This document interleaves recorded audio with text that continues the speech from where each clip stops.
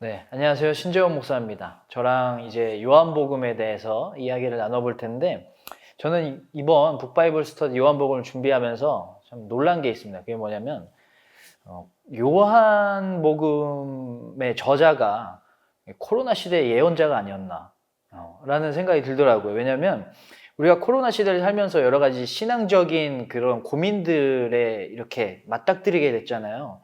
예배는 어떻게 드려야 되고, 교회는 어떤 곳이고, 이런 본질적인 거에 대한 질문들이 생길 수밖에 없는데, 마치 요한복음은 지금을 바라봤던 것처럼 그런 우리가 가지고 있는 여러 가지 신앙적인 질문들에 대한 답들을 요한복음에다가 잘 정리를 해서 이렇게 써놨더라고요. 그래서 제가 그런 부분들을 이 시간을 통해서 우리가 어떤 코로나 시대에 어떤 믿음을 가져야 되고, 어떤 예배를 드려야 되고, 어떤 교회를 만들어야 되는지에 대해서도 함께 나누고자 합니다. 이 코로나 시대에 꼭 필요한 지혜, 그 신앙적인 지혜들을 요한복음을 통해서 알 수 있게 되지 않을까라는 기대가 되고 있습니다. 그리고 오늘 시간은요, 요한복음이 어떤 책인지에 대해서 전반적인 소개를 먼저 해드리려고 해요. 어떤 내용이 있고 어떤 주제가 들어있는지에 대해서 이번 한 강의를 통해서 전반적인 내용을 좀 훑어볼 텐데, 아마 제가 너무 자신 있는 걸 수도 있지만 아마 오늘 1강만 들어도 요한복음 좀 쉽게 읽을 수 있겠구나 라는 생각이 들 수 있지 않을까 라는 생각이 듭니다. 19세기에 프랑스 그 그림들을 보면요, 공통적으로 등장하는 사람이 한 명 있거든요. 수잔 발라동이라는 여자인데요. 르누아르가 그린 수잔 발라동, 그리고 피에르 샤반이 그린 수잔 발라동, 로트렉이 그린 수잔 발라동이 있고, 또 위트릴로가 그린 수잔 발라동이 있어요. 그리고 실제 수잔 발라동의 사진은 이렇습니다. 또 다르죠? 같은 인물인데 달라요. 화가마다 강조하고 싶고 더 잘 그리고 싶은 부분이 달라서 그렇습니다. 우리에게 4가지 복음서가 있죠. 마태, 마가, 누가, 요한복음.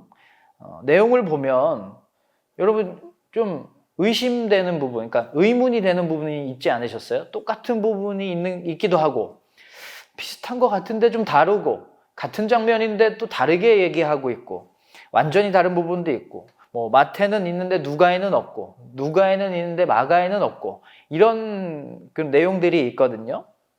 예를 들면 믿음에 대해서 이야기할 때 예수님이 마태복음에서는 제자들한테 배를 타고 가다가 풍랑을 만난 거예요. 그래서 예수님을 막 깨웠습니다. 예수님이 주무시고 계시니까.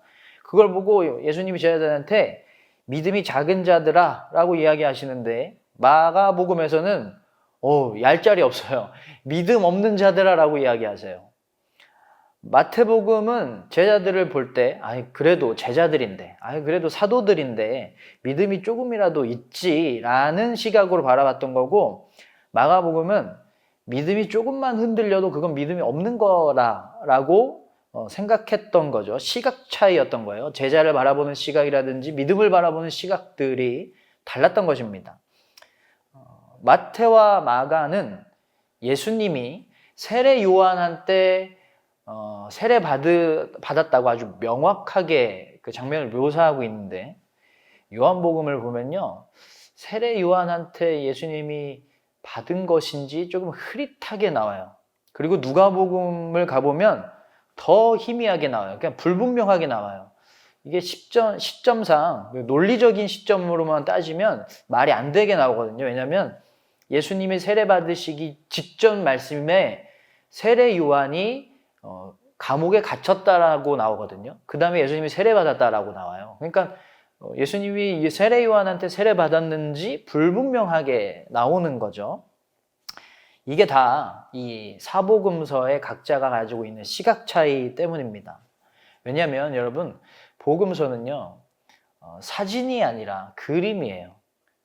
각자의 화풍에 따라, 화가의 화풍에 따라 그림이 달라지는 것처럼 복음서도 사진처럼 역사 그대로를 기록한 것이 아니라 각자가 화가인 거예요. 각자의 신학 품과 어떤 믿음을 바라보는 시각들, 그들의 삶의 그 저자들이 가지고 있었던 삶의 환경들, 상황들에 따라서 예수님이라는 주인공이 다르게 비춰질 수밖에 없었던 거죠.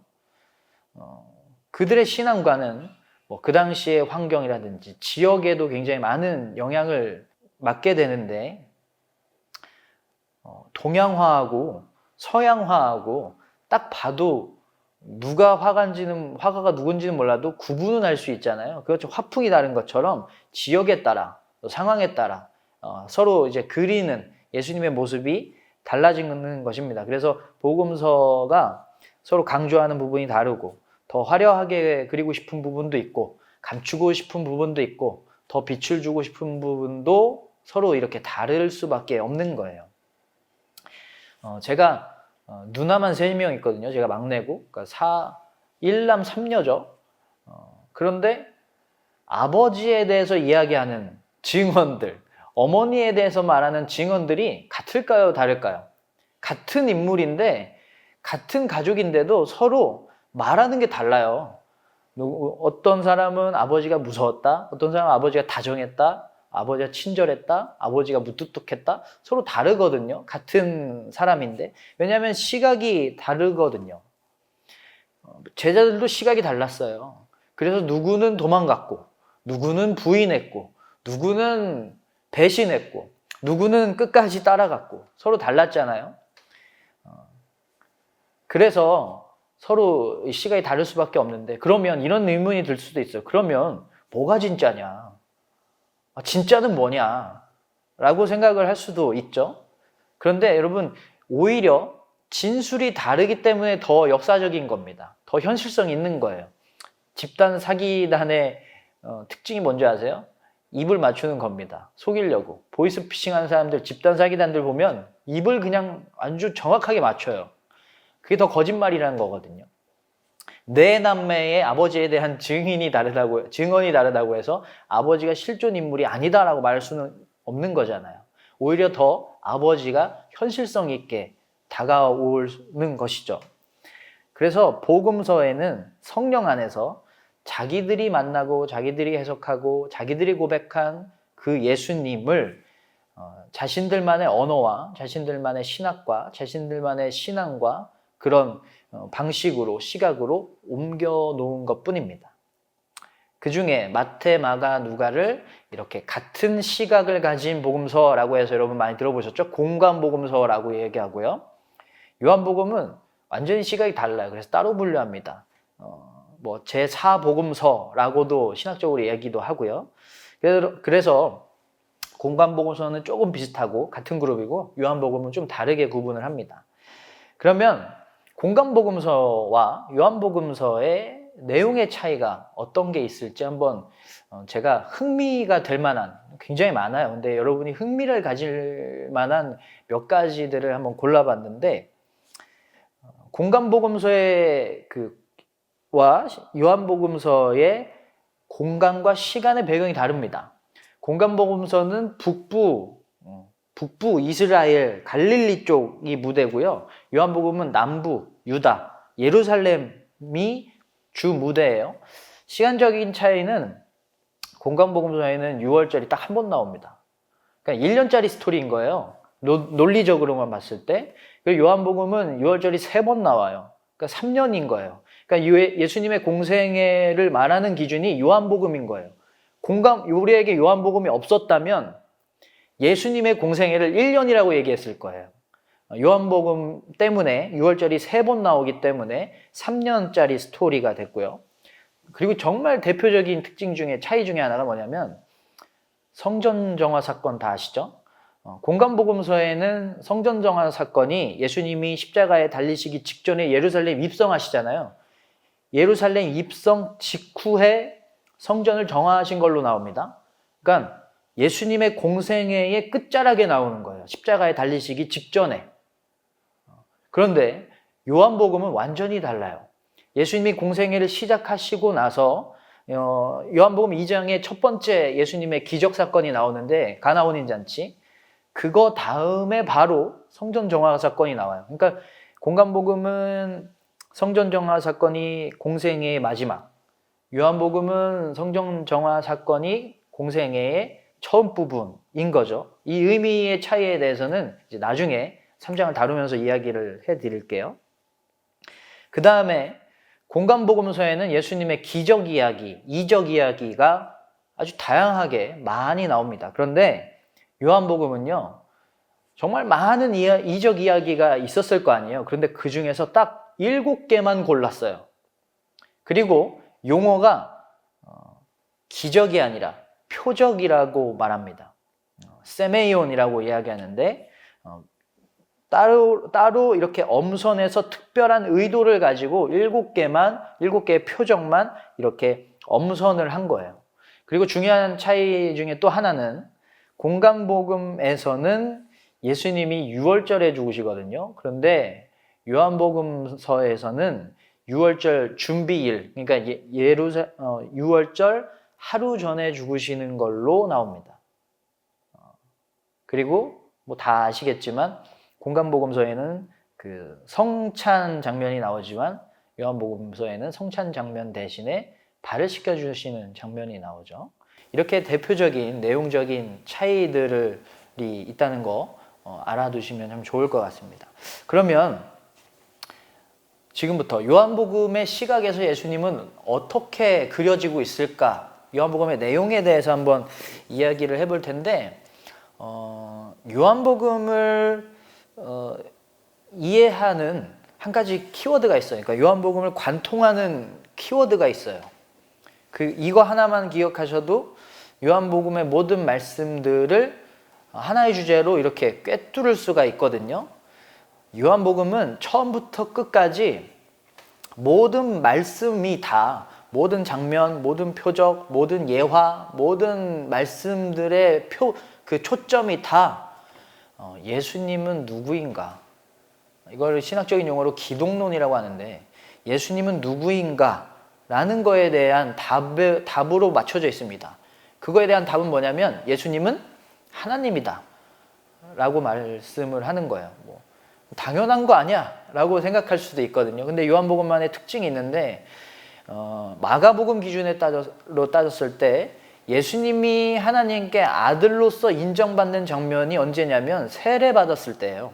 세례받았을 때 하늘로부터 소리가 있어 이는 내 사랑하는 아들이다 라고 나오잖아요. 근데 요한복음은 그 인치심, 그러니까 예수님이 하나님이다 또는 예수님은 하나님의 아들이다 라고 인정받는 시기가 태초부터라고 나옵니다. 태초에 말씀이 계셨고 그 말씀이 예수님이다. 말씀이 육신이 돼서 우리에게 오셨다 라고 나오잖아요. 그것처럼 예수님은 하나님이다라는 것이 태초부터 인정되었다라고 나오는데 이런 차이들이 또 있는 거죠. 이런 기독론을 계속해서 요한복음은 강조를 하고 있는데 요한복음 1장 14절에 보면요. 말씀이 육신이 되어 우리 가운데 거하심에 우리가 그의 영광을 보니 아버지의 독생자의 영광이요 은혜와 진리가 충만하더라. 말씀이신 하나님이 육신이 되셔서 예수님이 되셨다. 그리고 영광이라는 단어가 나오죠. 그 예수님을 보니까 하나님의 영광이 보이더라. 하나님의 영광이 보이는 분. 그래서 요한복음의 기독론을 다른 말로 영광의 기독론이라고도 해요. 그러니까 예수님은 하나님이다. 또는 예수님은 하나님의 아들이다. 그래서 예수님을 통해서 하나님의 영광을 볼 수 있다. 이게 요한복음의 키워드입니다. 그래서 요한복음의 모든 내용은 예수님은 누구인가? 예수님은 하나님이다. 하나님이니까 당연히 영광이 나오겠죠. 영광스러운 하나님이다. 하나님의 아들이다. 라는 게 요한복음의 진짜 주제입니다. 이거를 정말 증명하고 싶었던 거예요. 정말 전하고 싶었던 거예요. 그 다음에 요한복음에서 중요한 주제 중에 하나가 뭐냐면 그러면 그 영광스러운 하나님이신 예수님을 우리가 어떻게 해야 되는가예요. 그래, 예수님은 영광스러운 하나님이야. 그러면 어떻게 해야 되는가? 믿으라고 나옵니다. 예수님이 하나님을 믿으라는 거예요. 그래서 예수님은 모든 표적, 7가지 표적이라든지 여러 가지 설명들을 통해서 목적이 하나가 있는데, 그건 뭐냐면 내가 하나님임을 믿어야 된다. 내가 하나님의 아들이라는 것을 믿어야만 한다. 요한복음 1장 12절, 영접하는 자 곧 그 이름을 믿는 자들에게는 하나님의 자녀가 되는 권세를 주셨으니, 영접하는 믿음을 가져야만 한다라는 겁니다. 그러면 그렇게 믿으면 어떻게 될까요? 어떻게 될까요? 사실은 영광의 기독론이 주제라고 말씀드렸는데, 요한복음, 제가 봤을 때 요한복음이 쓰여진 진짜 목적은 바로 이겁니다. 뭐냐면 요한복음 3장 16절, 우리가 정말 잘 아는 건데, 하나님이 이 세상을 이처럼 사랑하사 독생자를 주셨으니 이는 그를 믿는 자마다 멸망하지 않고, 지금까지 제가 말씀드린 2가지가 나왔죠. 하나님이 이 세상을 이처럼 사랑하사 독생자를 주셨으니, 하나님의 아들을 주셨으니, 그러니까 영광의 그리스도가 등장했어요. 그 다음에 그를 믿는 자마다, 믿으라는 거예요. 그 다음에 이제 목적이 나오는데, 믿는 자마다 멸망하지 않고 영생을 얻게 하려 하심이니라. 영생의 삶이 시작된다는 거예요. 그러니까 하나님이 우리에게 예수님을 보내시고 믿으라고 계속해서 이야기하시는 이유는 뭐냐면 우리 때문인 거예요. 우리 영생의 삶을 살라고. 하나님 나라에 들어와서 하나님하고 계속해서 영원히 함께 살아가자. 하나님과 동행하자. 하나님과 손 꼭 잡고 함께 살아가자. 이게 하나님의 마음이 담겨있는 이 요한복음의 주제인 겁니다. 여러분 기억하세요? 영광의 기독론, 그 다음에 영접의 믿음, 그 다음에 영생의 생명. 외우기 쉽죠? 영광, 영접, 영생. 이 3가지 이슈가 요한복음의 가장 큰 주제입니다. 그러면 이렇게 주제를 봤으니까 내용을 잠깐 보면, 내용을 알려면 구조를 알아야 되는데, 요한복음의 구조는 크게 2가지입니다. 2개로 나눠요. 하나는 표적의 책이고요, 하나는 순환의 책, 영광의 책이라고도 해요. 표적의 책은 1장부터 12장, 그리고 13장부터 20장을 순환의 책이라고 하고, 21장은 많은 학자들이 부록이라고 얘기해요. 이거는 나중에 다른 편집자가 써서 이렇게 넣은 것이다 라고 이야기하는데, 그냥 우리는 이 시간에는 쉽게 그냥 13장부터 끝장 21장까지를 다 영광의 책 또는 순환의 책이라고 이해를 할게요. 그러니까 2가지로 나눠져 있다. 표적의 책, 영광의 책 또는 순환의 책이라고 나눠져 있다라고 이해를 할게요. 이 시간에는. 그 표적의 책 1장부터 13장까지는 아까 말씀드렸던 7가지의 표적이 들어있어요. 그래서 표적이라고 이야기합니다. 이거는 기적이랑 다른 뜻입니다. 공간복음서에는 기적이라고 나오는데, 요한복음에는 세메이온, 이걸 영어로 하면은 사인, 그러니까 우리나라 말로 하면 어떤 상징, 어떤 의미가 들어있는 상징이라는 거예요. 표적, 어떤 상징을 가지고 어떤 의도된 의미가 담겨 있다는 겁니다. 어떤 의도가 담겨 있을까요? 요한복음의 주제가 뭐라 그랬죠? 영광, 그리고 영접, 그리고 영생. 그게 3가지가 다 들어있어요. 7개의 표적에는 예수님의 하나님의 영광을 드러내는 모습이 남겨 있고, 그러면 이걸 보여주셔서 목적이 뭐냐? 믿으라는 겁니다. 믿어서 영생을 얻으라는 거, 구원받으라는 거예요. 그래서 이 7가지 표적은 다 예수님이 누구인가? 예수님은 영광스러운 하나님이다. 그러니까 예수님의 영광을 드러내기 위해서 특별히 7가지만 잘 이렇게 정리를 해서 이 표적의 책에다가 넣은 것이죠. 7가지의 표적이 어떤 게 있을까요? 첫 번째는요, 가나 혼인잔치. 많이 아실 거예요. 물이 포도주가 된 거. 2번째는 왕의 신하의 아들을 고쳐주는 장면이 나오고요. 그 다음에 베데스다에 38년 된 병자를 베데스다 목가에서 고쳐주신 장면. 그 다음에 5,000명을 먹이시는 장면이 나오고, 그 다음에 바다 위를 걸으신 장면. 이거는 사실은 학자마다 이건 표적이 아니다. 이걸 빼고 십자가의 사건을 표적에 넣자 라고 이야기를 하는 학자들도 있는데, 주류는 바다 위를 걸으시는 것까지 포함합니다. 이게 5번째 표적이고요. 그 다음에 나면서 소경된 자를 고치신 것. 실로암 목가에 가서 이 진흙을 침에 이겨서 눈에 바르시고 실로암 목가에 가서 씻고 와라 라는 장면이 있잖아요. 그게 6번째고, 7번째는 죽은 나사로를 살리시는 장면이 7번째 표적이에요. 이 표적의 특징이 뭐냐면요, 굉장히 최상급이에요. 다른 공간복음서랑 다르게 치료를 원격 치료를 하신다든지, 아니면 아주 좋은 포도주를 그럼 아주 많이 만드신다든지, 38년 동안이나 병든 그 불구자를 고치신다든지, 죽은 자를 살리신다든지, 폭풍 속에서도 걸으신다든지, 아주 이렇게 최상급으로 묘사를 하고 있다라는 거예요. 그만큼 예수님의 그 하나님됨, 예수님의 그 영광스러움을 강조하고 싶은 마음이 있었던 것 같아요. 그 다음에 이 표적의 책 다음에 아까 말씀드린 순환의 책 또는 영광의 책이라고도 하는데, 왜 영광의 책이라고도 하고 순환의 책이라고도 이야기하는지는 잠시 후에 말씀을 드릴게요. 그 다음에 이제 13장과 21장까지 이 순환의 책이 나오는데, 요한복음은요 다른 복음서와 좀 다른 점이 예수님의 순환을 거의 반절을 할애해서 아주 많은 비율이죠, 그렇게 묘사를 하고 있어요. 공간복음서에는 복음서의 거의 끝부분에 조금 이렇게 넣었거든요. 물론 비중은 있지만 예수님의 죽으심이니까. 근데 요한복음은 굉장히 거기를 아주 자세하게 잘 묘사를 하고 있습니다. 예수님의 발 씻기심, 그리고 제자들과 세상을 위한 어떤 제사장적 기도의 장면, 그리고 잡히시고 고난당하시고 십자가에서 죽으시고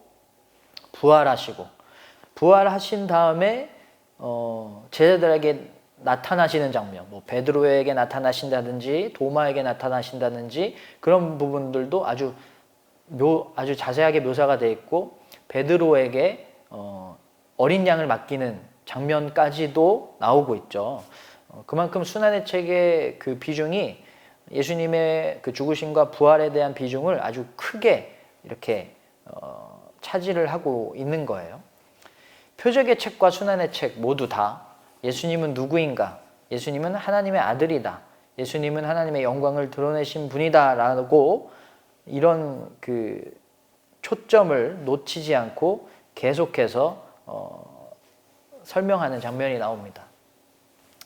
이제 마지막으로 그 영광에 대해서만 더 이렇게 조금 더 설명을 드리고 마치려고 하는데요.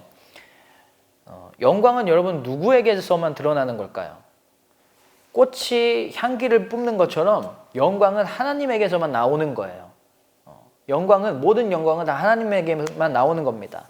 그러니까 하나님의 모습을 드러내면 하나님의 영광이 드러난 거예요.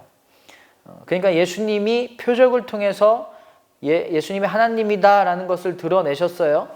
그러니까 예수님이 하나님이심을 드러내는 그 장치가 표적과 또는 예수님의 말씀과 그 순환으로 또는 그 부활로 이렇게 예수님의 영광이 드러난 겁니다. 표적의 책에서 예수님의 7개의 표적과 여러 가지 설명들, 설교들 또는 대화들을 통해서 내가 누구다, 나는 하나님이다 라고 계속해서 선포하십니다. 그 다음 순환의 책에서 예수님이 고난당하시고 예수님이 죽으심을 통해서 뭐가 정말 많이 드러난 거죠? 하나님의 마음과 하나님의 모습이 아주 절정으로 드러난 거잖아요. 그래서 이 책을 그 13장부터 21장을 순환의 책이라고도 하지만, 그 순환을 통해서 하나님의 마음과 하나님의 계획과 하나님의 모습이 가장 정확하게 드러났기 때문에 이것을 영광의 책이라고도 부르는 거예요. 예수님이 여러분 요한복음을 읽어보시면 때라는 게 굉장히 많이 나오거든요. 때라는 단어가 아직 내 때가 되지 않았다, 이렇게 말씀하시는 장면들이 몇 번 나와요. 그때가 언제냐면 순환당하실 때, 십자가에 달리실 때예요. 죽으실 때를 말하는 겁니다. 내가 그때가 아직 오지 않아서 아직 영광에 이르지 않았다라고 표현을 많이 하세요. 그러니까 예수님은 하나님의 모습을 가장 많이 드러낸 때는 십자가에 달려서 죽을 때, 그만큼 이 세상을 사랑하시는 하나님의 마음이 그렇게 절정으로 표현될 때는 십자가에서 죽으실 때이기 때문에 그때가 가장 영광스러운 거다. 하나님의 모습이 가장 많이 드러나는 거니까 그때가 가장 영광의 때다라고 나오거든요. 그래서 이 순환을 통해서 예수님이 하나님의 영광, 하나님의 모습, 하나님의 사랑을 가장 많이 드러내셨기 때문에 이 여기를 영광의 책이라고도 말하고 있는 겁니다. 그래서 표적의 책을 통해서 예수님의 하나님의 모습을 조금씩 엿보여 주셨다면 순환의 책에서는 정말 말 그대로 대놓고 하나님이 우리를 이만큼 사랑하셔. 하나님의 계획은 이거였어. 하나님은 이런 분이시야. 이런 분이셔. 라고 아주 이렇게 절정으로 설명을 하시는 거죠. 그래서 영광의 책으로 가면 갈수록 이야기가 십자가를 향해 가면 갈수록 예수님의 영광도 드러나고요. 그 영광이 커지니까 사람들의 믿음도 커져요. 그리고 예수님을 미워하는 불신들도 물론 커집니다. 그래서 점점 영광이 고양될수록 믿음도 고양되기 때문에 의심 많은 도마가 예수님의 수완과 부활을 본 후에 예수님을 요한복음 첫 장면이거든요. 이 고백이 예수님을 하나님으로 고백하는 첫 번째 사람, 첫 번째 제자로 도마가 등장합니다. 우린 도마를 굉장히 의심 많은 사람이라고 생각하잖아요. 그런데 요한복음 20장 28절 예수님의 못자국에 손가락을 넣어본 다음에 이렇게 말합니다. 나의 주님이시요 나의 하나님이시니이다. 예수님이 처음부터 끝까지 나는 하나님이야, 나는 하나님의 아들이야, 나는 하나님이야 라고 계속 강조하셨는데 제자들도 못 믿고 사람들도 다 불신했어요. 그런데 그렇게 의심 많던 도마가 드디어 진짜 예수님을 통해서 드러난 하나님의 영광을 보고 당신은 나의 하나님입니다 라고 고백을 한 겁니다. 왜 이렇게 영광을 예수님이 이렇게 강조하시고 계속해서 드러내셨을까요? 우리 보고 믿으라는 거예요. 예수님이 하나님이니까 그 하나님의 영광을 보고 믿으라는 겁니다. 왜 믿으라는 걸까요? 왜 영접하라는 걸까요? 우리를 영생하기 위해서. 영생이라는 건 영원히 산다는 거죠. 우리와 영원히 함께 살고 싶은 하나님의 마음인 거예요. 우리를 놓치기 싫고 우리와 영원히 살고 싶은 하나님의 마음이 담겨 있는 겁니다. 그만큼 우리를 사랑하신다라는 것이고요. 우리와 영원히 살고 싶으셔서 우리를 위해 죽으심으로 하나님의 큰 영광을 보여주신 겁니다. 그 죽으심의 영광을 보고 나를 영접해서 나랑 영원히 살자. 이게 요한복음을 통해서 드러난 하나님의 마음이고 하나님의 계획이고 하나님의 사랑인 것입니다. 여기까지 우리가 요한복음을 통해서 드러난 주제라든지 내용이라든지 전반적인 것을 봤고요. 요한복음을 통해서 드러난 하나님의 사랑이 이런 거구나. 하나님의 목적이 우리를 영생하기 위한, 우리가 영원히 살기 위한 하나님의 사랑이 요한복음에 들어있구나라고 여러분 이해하시면서 요한복음을 읽으실 때마다 하나님의 계획과 마음과 사랑을 느끼시고 하나님의 영광을 엿보셔서 하나님을 더욱더 믿으셔서 영생의 삶으로 더욱더 깊이 들어가시는 여러분 되셨으면 좋겠습니다. 오늘 1강은 이렇게 마치고요. 다음에 2강에서 다시 뵙도록 하겠습니다. 감사합니다.